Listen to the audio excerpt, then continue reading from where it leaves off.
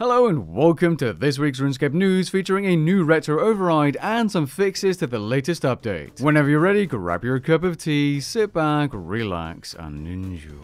The second set of retro overrides has made it into the game from that poll back in 2022, being the Dragon Claws. For the price of 200 rune coins or 180 of your members, you'll be able to get your hand on the replica Dragon Claw set and the newly designed Dragon Wing Claw set. Personally, I'm not the biggest fan of claws as a weapon type or override type, so I'm not going to be buying these myself, and instead I'm looking forward to the next weapon rework, being the Abyssal Whip. The news post states that they'll be polling which of the older Abyssal Whip designs will be introduced as part of the next redesign pack, but I'm not expecting it to release anytime soon, as the last retro redesign, being the Dragon Scimitars, was over 5 months ago back in September 2022. I can't help but notice that it seems to be taking them awfully long to redesign and reintroduce a handful of cosmetics, but I suppose in the grand scheme of things, because they are cosmetics, it doesn't really matter. In terms of patches, Jagex fixed an issue where players were able to teleport without charge cost using compacted jewelry,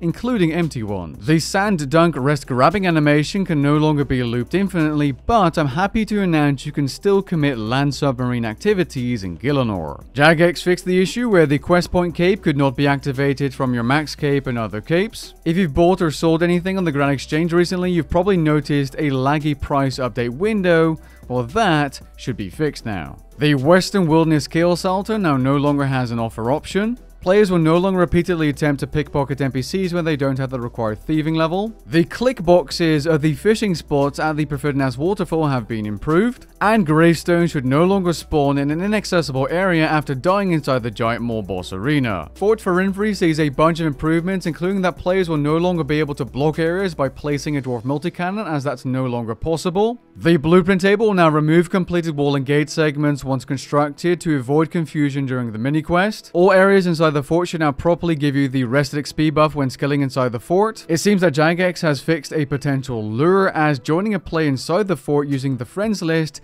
no longer teleports you into the wilderness. Players will no longer see other players' pets and followers when inside the fort, which will probably reduce lag, and wilderness threat monsters will no longer spawn inside. If you're not playing RuneScape right now, Double Experience Live is active, so if you want to get some gains, now is the time. With that being said, we've come to the end of this rather short news video, but I hope you guys found it interesting nonetheless. If you haven't already, be sure to subscribe, and I'll catch you guys in the next one. Peace.